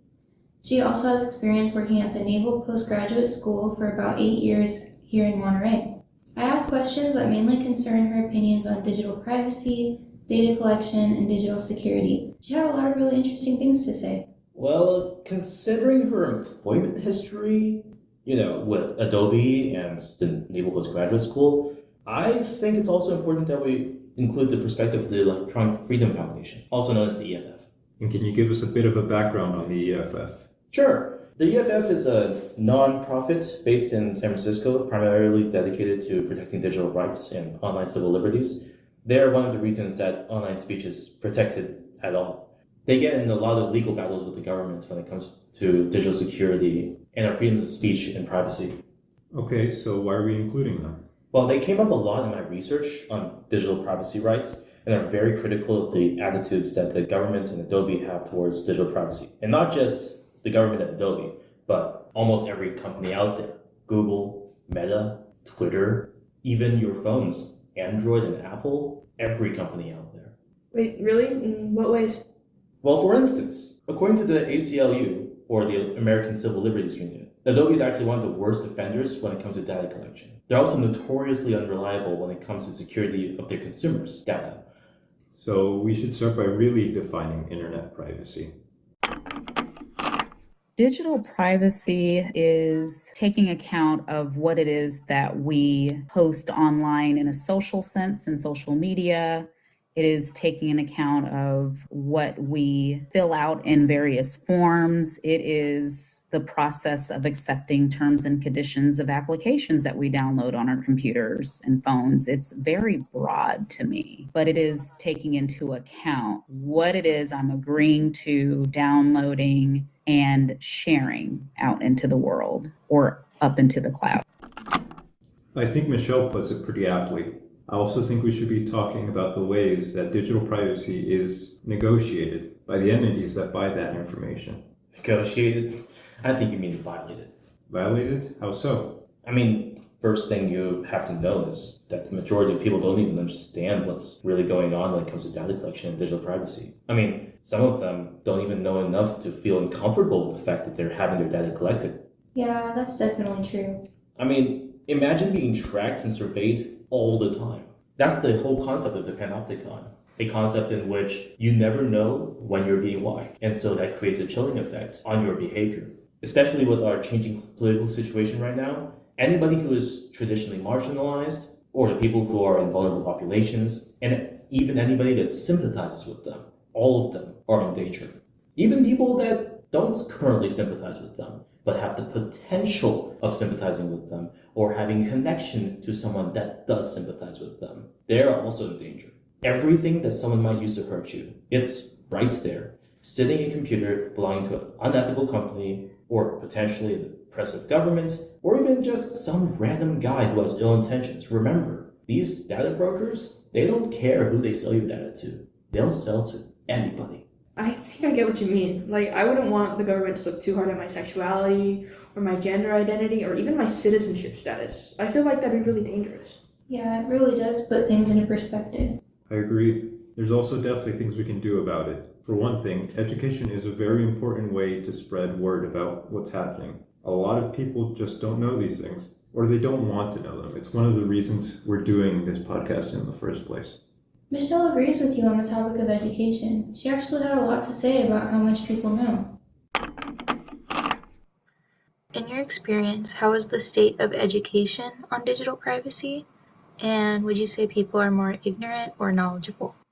Ooh, I would say people are probably more ignorant for sure. And I'm wondering now because when I was going to college, I don't recall having any conversations with my professors about digital privacy, how to protect yourself, what to look for. I'll tell you when I got educated on that. I got educated on that when I became an IT specialist at the Naval Postgraduate School, needing to carry a security clearance. We quarterly got education on privacy often, and a lot of that stuff is still very much drilled into my head. So I really, really think that digital privacy education should frankly probably start in grade school. Right. Nothing ever not fixed by education. We should start talking about who exactly we need to protect our privacy from, and then discuss the motives of these institutions. Well, isn't the motive obvious? How so? This is America. It's always the money or the power. In our modern age, there has been an increasing use of digital worlds for all aspects of our lives. In fact, public and private organizations both depend upon technology to collect our data for their own operations. In other words, surveillance. That's a very heavy word to use. Heavy? Maybe, but it's definitely accurate. Chris isn't wrong, but before we get into that, we should probably give some context. In general, it is sneakier or stealthier than many realize. Data collection can come in the form of, as we've mentioned, you wanting to utilize that cool new app on your mobile phone. In the terms and conditions that you're accepting, the privacy policy you're accepting, anytime you're entering an email address, I would say be prepared for things like getting random emails from other institutions, online stores, scam artists, what have you, because those applications, if you're not careful and not paying attention, are likely selling your first name, last name, and email address to third parties who are looking to sell information. Also, what happens with the collection of basic information like first name, last name, and email address, that information in the terms and conditions or in the policy, what organizations might be doing is actually selling that information along with what your interests are out in the digital world. There's profiles on all of us. Anyone who's ever opened up a social media account or downloaded an app, there is a cloud, a nebulous of you out there that is slowly being formed the more you invite apps, digital social medias, the more forms you fill out, the more that you frankly speak in front of your phone for those apps that you've given permission to have voice commands. All of those things are collecting a blueprint of you, creating a profile of you to just create a digital version that companies can, again, either sell to, can advertise to, can market to, or more heinously take advantage of to steal your identity for any financial or profitable gain. Right, that kind of ties back to all the stuff we were talking about earlier. It's kind of creepy to have all my information processed. That's why I like ad blockers and stuff. Go Firefox. That's the main reason. Hypothetically, and in totally not a violation of YouTube's terms of service, I also want to watch videos without the different ads playing. So what Michelle was describing earlier was definitely data collection done on behalf of private institutions, right? Well, that and internet scam artists, yes. It's strange when you think about it, when you consider the existence of entire companies dedicated to buying and selling our information. It feels kind of cannibalizing, turning the consumer into the consumed. Oh, like data brokers. Yeah, exactly. Come to think of it, Mia, you asked Michelle about data brokers too, right? I did. I think that there are good ones out there and not so great ones out there. Are they legitimate businesses? Well, I mean, if they're making money off of the collection and selling of data, and again, they are doing it legally and ethically, no issues there. No issues there. But I think that I would hope that these brokers would be mindful of whom they are partnering with or whom they are selling that data to, looking at the intentions of the organization or company that's receiving that information. I'm sure a lot of them are just really just money driven and that's all they care about. They don't care who they're giving their information to or what the intended purposes of the organizations on the other end. But those who do care, like, yeah, let's do it legally, ethically, and hopefully it is sharing data to organizations or clients for them that are doing something that's humanitarianly sound. She took a sort of middle stance. She's right that there are data brokers that act without ethics in mind. I mean, a lot of them really just sell that sort of information to anybody. Like, sure, they have official clients like the government and other corporations, but random people can just buy that information. That's really unsettling, to be honest. All of it. I don't think I'm very comfortable with anyone having that sort of information about me. Even the government is pretty bad. I can't help but imagine the worst case scenario no matter who's buying. So, I mean, circling back to your hesitance on using the word surveillance. It sure sounds like surveillance put like that. What's the official definition anyway? You can define it as the monitoring of behavior, activities, and information. That definitely means that data collection fits right in. I guess you're right. To be honest though, when I think surveillance, I'm usually thinking of Nixon and Watergate. It's a very government thing to do. I know that in recent years there's been a lot of scandals involving the American government violating the privacy of their citizens. Snowden and the whole thing with PRISM definitely comes to mind. Well, I asked her about some of the things that we researched, and, well, she was kind of hesitant to answer. Here's what I asked and what she had to say. How do you feel about the government using private data in operations, to mention cell phone tracking, surveillance drones, or electronic surveillance laws? At the end of the day, it just depends on the purpose and the use of that data. If it is truly for the purposes of protecting American citizens, I'm all for that. Absolutely. If for whatever reason it turns into a device to control the masses, manipulate the masses, then that is very uncomfortable for me. I mean, everyone's entitled to an opinion. Mine just is probably a little different from hers. Well, you did research on the public institutions doing the data collection, right? What did you find? And for the completely hypothetical person who doesn't know what you're talking about, what exactly are dragnets?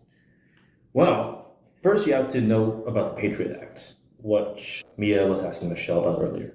It's an act that was passed by Congress that was signed by former Presidents Bush in the early 2000s. It basically gave permission for a huge increase on surveillance. If we're thinking about what else happened in the early 2000s, I think I can guess why. Yeah. Anyway, the surveillance dragnets were a part of the act. They track everything you do online or connect to devices on the off chance you might encounter a terrorist. Or they did. Now they keep an eye on you interacting with terrorists and people like protesters. In fact, you don't even have to interact with them, just being near them, or connected to somebody who was near them, walking through the wrong area at the wrong time, being caught on camera at the wrong time of the day, anything. So the dragnet surveillance, it's keeping a track of all our communication records, text, emails, everything? Yes. Well, that doesn't seem very legal. I mean, regardless of how you and me might perceive it, it's still interpreted as constitutional according to the Supreme Court, as we saw in 2010 on the case Holder versus Humanitarian Law Project. So if people are uncomfortable with this type of surveillance, or they're wanting to be safer on the internet, what should they do? Ad blockers. Duh.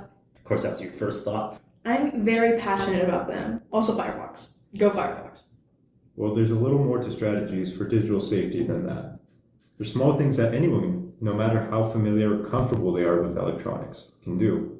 All it takes is a little effort and a little care. And a little bit of operational security, or OPSEC, will keep you safer than before. Mia, did Michelle have anything to say about personal security? Oh, definitely. For personal operational security, I tend to keep encrypted folders, say, on my computer where I put really sensitive, personally identifiable information, whether it's like tax returns that might have my social security on it, maybe, a list of passwords, just anything that's really, really sensitive that I would never want leaked out onto the internet. I personally utilize encryption software, for example, Keka, Keka. I utilize that to encrypt a lot of my files on my storage. Also, it looks like for me, utilizing a password manager for my browser so that if I'm tired of constantly putting in my username and password, I do have a safe application that will identify, okay, Michelle's on this website. This is a username and password that's typically assigned to that website to get me in quickly. And also, too, if I'm out and about, whether I'm on my cell phone or on my laptop, I am conscientious of who might be looking over my shoulder. I'm also conscientious of the Wi-Fi networks I'm connecting to as well, because people can sit in cafes or libraries and utilize Wi-Fi sniffers, for a lack of a better term. These sniffers are used to listen to and watch what people are transmitting to collect their personal information or their keystrokes even. So I make sure that in public settings, I'm connecting to a trusted Wi-Fi, meaning the establishment I'm at, I'm on their Wi-Fi network that should be protected and safe. Or even if I'm unsure and I'm doing, say, work for my employer, I always make sure I'm connected to the VPN in that case to do my work and send and transfer documents that way. So it's a multi-step process for me, but it's all about encryption and keeping my personal documents safe and secure and looking over my shoulder and connecting to private networks when I have access to one. That seems kind of complicated. Well, it can be. It definitely can be. But there's things that people can do, even you. Yes, definitely. Sounds like there are ways to maybe mitigate the potential dangers. Being hesitant to post too much public information on social media, switching to a browser like Firefox, using ad blockers, all that is free. And in addition to that, there's also VPNs, like Michelle uses, which are virtual private networks. They basically encrypt your information. They block people from seeing what your IP address is or your unique identifying address. And it makes it look like someone else is doing the browsing, not you. Also, because it's encrypted, nobody can see what you're looking at or what you're typing. Aside from that, there are also hardened browsers, such as Ironfox or LibreWolf. These are browsers that have been modified to have the maximum safety, security, and privacy settings enabled by default. Some of these hardened browsers, especially LibreWolf, also include additional privacy settings such as canvas spoofing, which help to prevent certain new forms of tracking. There's also alternative social media apps and communication sites that you can use. For instance, instead of using WhatsApp or Facebook Messenger or even text messages to talk with your friends and family, you can try using Signal. Signal is an end-to-end, quantum-safe, encrypted messaging platform. Now, I know what we all think about the recent scandals involving Signal, but as long as you are using Signal and you verify that everybody in that chat is who they say that they are, Signal is still one of the best ways for vulnerable populations to talk to each other and be absolutely certain that their conversations are not being surveyed. Additionally, instead of using something like, say, Discord to talk with people, you can use an end-to-end encrypted messaging platform called Matrix. Matrix allows for end-to-end encrypted group chats, as well as the creation of spaces with multiple rooms in them. All of the individual-to-individual two-person chats are by default end-to-end encrypted.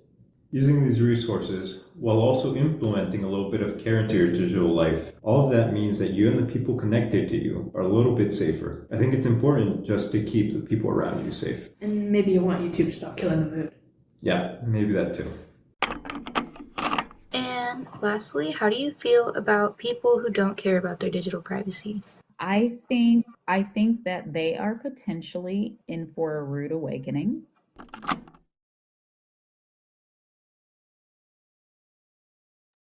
Okay, wonderful, informative podcast. And then our final podcast around gun issues. Would somebody from this group like to briefly introduce it?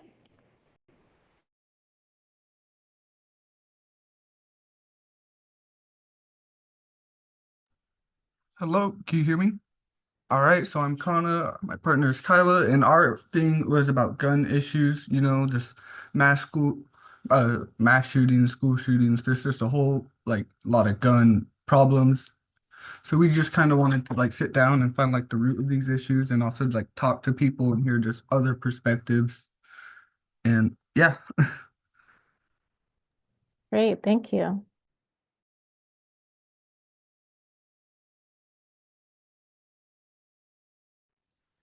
I guess we'll start with the intro of how long have you been in your department? Okay, so I've been in my department in law enforcement is about a year and a half. Okay, and how did you get to that department? So I actually ended up working before when I lived in California. I worked at PCV, which was a security, and I just did basic operations there. And so when I moved out here to South Carolina, I just decided to follow what I was doing before. Originally applied as a security guard for the university, and they brought me up to be a campus safety police officer for them. And so I chose to just stick with it. And yeah, so here I am. Cool. And then I'll gear it more towards the gun violence. In your opinion, what are you concerned about gun violence in the U.S., if you are concerned? In the United States, I am concerned in a matter of just how the laws are very different in each individual state. I think that we should have the same laws in every state. Just like in California, it's a lot harder to obtain a firearm, where in South Carolina, where I live now, anyone over the age of 18 can purchase any firearm. Yep. And do you think school shootings are getting too much or too little focus in the gun control debate? Personally, I think they are getting too little focus. I feel like it's a huge deal. I mean, our department, where I work, actually, we do focus on it quite a bit Okay. since the Georgia Tech incident. Okay. But I feel like it's something that should be taken very responsibly. Now, is America's relationship with guns cultural, political, or both? I'd say both. And do you see gun control as part of a bigger issue? Gun control, then again, it just varies by state, but gun control will always be an issue because not every citizen's going to abide by the laws. So Yep. therefore, it's an ongoing issue. Sweet, sweet. And now let's move on to some different questions. Are officers trained to recognize signs of mental health issues? And we'll just start by that. Are you trained to like recognize people with like mental health issues? A firm, yeah, we are. So I have a personal incident actually. I was working in a simulation they have us do out here. It's about like an hour and a half course. They run you through plenty of different simulators, and basically you have a real firearm, and they throw you into this room that adapts to the situation, and it's like a huge screen, 360 room, and one of the prompts is suicide by police officer, and basically the prompt was there was a female who calls in at the park saying that she saw another female with a gun, and she seemed to just be messing around with it just in broad daylight in public. And that's all. That was the only information we were given. So as you approach the call, of course, they want to see how you handle that. Okay. And I remember specifically when I was approaching her, I just told her to put down her firearm, and you could tell that she was crazy or like had some mental health issues because she was talking to herself and didn't seem like 100% in the right stable set of mind. Once she reached for her pockets, our standard protocol is to draw our weapon. Yep. And so I did draw my weapon and aim it in her direction. Once she did pull her weapon, most officers would have already made a decision by then. I did hesitate, and I did notice that the firearm had an orange tip. Not many officers would have done that. Mhm. And so we're trained to notice when someone is trying to commit what they call suicide by a police officer. Oh, And it okay. actually is a known thing that happens a lot in the United States. Yep, yep. So, would you like to see any improvements in the way mental health is addressed in policing or confronting? I would personally. I think that some officers need to have more patience when Okay. dealing with people with mental health issues, simply because I've seen it escalate from 0 to 100 super quick, and I know that's how we are trained to handle the situation. But sometimes I feel like force is a little unnecessary. All right. Great, great answer. What measures has your department taken to enhance school safety?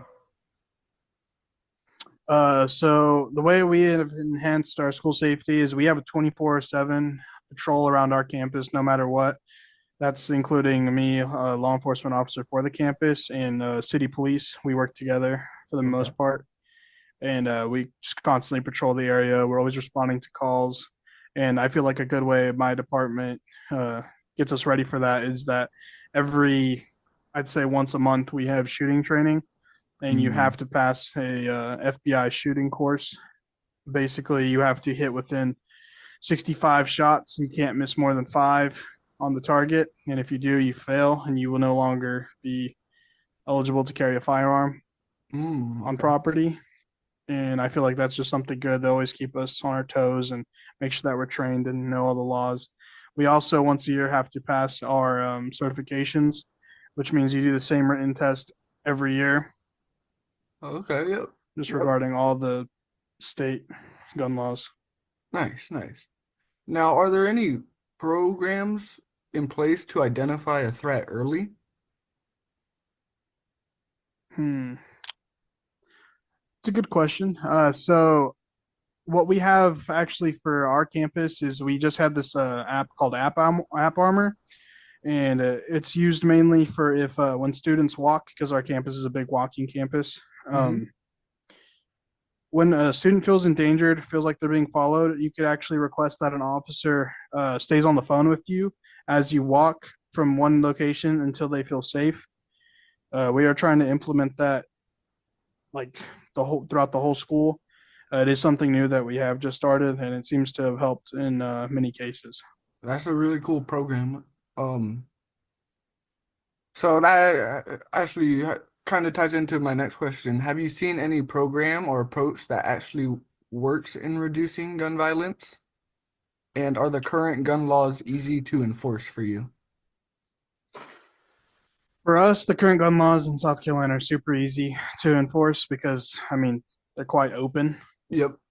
In California, I know they're a lot restricted. Mm-hmm. Other than that, is there an app in place to render gun law? Have you ever seen any school program that actually works in reducing gun violence? Um, Unfortunately, at my university, I have not at the moment. Yep, that's a pretty common thing, I'd say. Yeah. All right, so now we're going to talk about government and policies. So most guns used in crimes are purchased legally before they end up on the street. Do you have any kind of policy that would address this issue or idea? So what tends to happen a lot, and like how a gun gets to the street, is just people steal it. I mean, the way I'd address that situation is maybe just keeping your firearm locked up at all times and only use it if you really need to. Okay. Someone like in our department, we always keep our gun handy on us in a lockbox. So when you get to your shift, you pick up your firearm out of the lockbox. Cool. And for the ones who take it home, must verify that they have a gun safe to put it in. All right, nice, nice. Are there any barriers that law enforcement currently face when trying to act on like a warning sign or a tip? That's a great question. So it all depends on the tip, to be honest with you. Some tips are very like we take very seriously depending on the matter. Some tips we would take a lot lightly. So we kind of just address the situation as we arrive, but we do take basically all tips serious. All right, all right. Um, so studies show that states with more gun laws have fewer gun deaths. Why do you think that some states still resist the change to implement more gun laws? One more time on that beginning. I'm sorry. So, like studies show that gun laws or states with gun laws have less gun deaths. Why do you think some states don't implement gun laws? Ooh, that's a great question. I've always found it fascinating, actually, why some states would not require proper gun laws, and I personally think it's the same way out here. I think they should add more because there's a lot of people that we end up coming in contact with that there isn't any reason they should own a firearm, but they do. Okay. And I think there should at least be just a proper background check Okay, so before obtaining a firearm. would you say that the background check where you live is inadequate? I would. Okay. All right. This is another question. I'm not sure if you have an answer, but how can we as a country balance gun control and public safety? I think I feel like every person who's trying to obtain a firearm should have to take the requirements, just like we have to as law enforcement officers, even if you're not going to be driven to do so. I feel like you should know all the rules and laws of gun safety and have to pass required on a physical test and your performance while using the firearm. I agree. I think that would be really helpful. All right, so we're like more than halfway.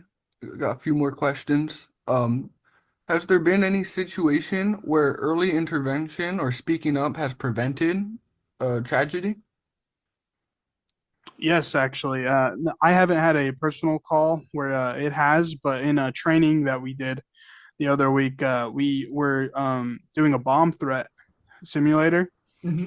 And during one of them, I was in the back actually. One of my sergeants ended up talking the person who was going to commit a what they call like a self-suicide, Okay. and it was a terrorist act. He ended up talking him out of pulling the detonator, and so I've seen that work. Verbal communication can talk people out of using the detonator, Sweet. and I think it personally it works in some Yeah. situations, and others, it's just how it goes. Yeah, nothing's universal. So, is there anything you think that is like the most misunderstood aspect of law enforcement role in preventing shootings? Ooh, and preventing shootings. Yeah, anything that's like misunderstood as far as like how the public sees law enforcement. I feel like the public always sees law enforcement as like the bad guy. Mhm. In my state, at least, we're always looked down upon instead of just trying to do our jobs. Um, Unfortunately, that's what I would have to say. Okay. Uh, Regarding gun violence, we just do what we're trained to do. I mean, unfortunately, some officers who do pass our tests are a little unlawful in the way they use their firearms, but Mhm. I'd say more than 50% or 60, 65, 60-ish percent Do know you, how to sorry, handle it do you think that if your state had more gun control laws, the public would think better of the police or differently at all? differently. I'd say so. Would it make the divide more? Personally, I think so. Okay. Um, Now, what specific laws do you strongly support? Like a background check or a red I flag? think you should have a background check and a physical test Okay. and have to like so say for like cosmetology, you have to pass a practical to obtain your license. I feel like to obtain your firearms license or to obtain a firearm, you should have to do the same thing. Go through a practical on how you operate with the weapon. Sweet. Would stronger gun laws enhance public safety, or do you feel that they would negatively impact law enforcement efforts? I think it would be a positive. Cool. And how do you think gun control would affect the way people see police officers? Like I said earlier, or you said earlier, you think it would make the people's more hostile towards police officers? That's a great question. That stumps me actually.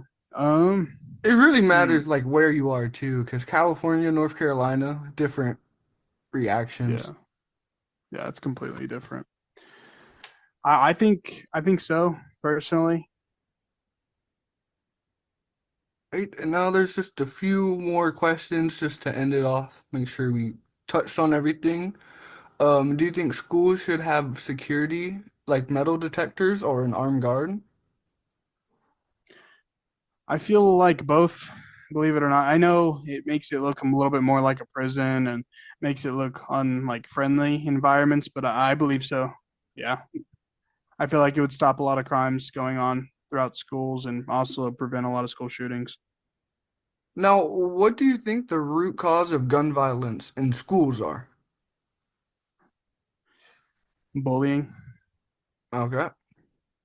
And I think this might be my last question. Um, what are the challenges your department faces regarding gun violence? Challenges we face regarding gun violence, I would say, would just be they're so easy to obtain where we live. So everyone has one. Every call we go to, we're more prompt to draw our weapon than not, simply Mhm. because the fact I'd say more than 70% of our population has a firearm. So, do you believe the availability of firearms will directly contribute to gun violence in a community? Yeah. Sweet. I believe that's how we're gonna wrap it up.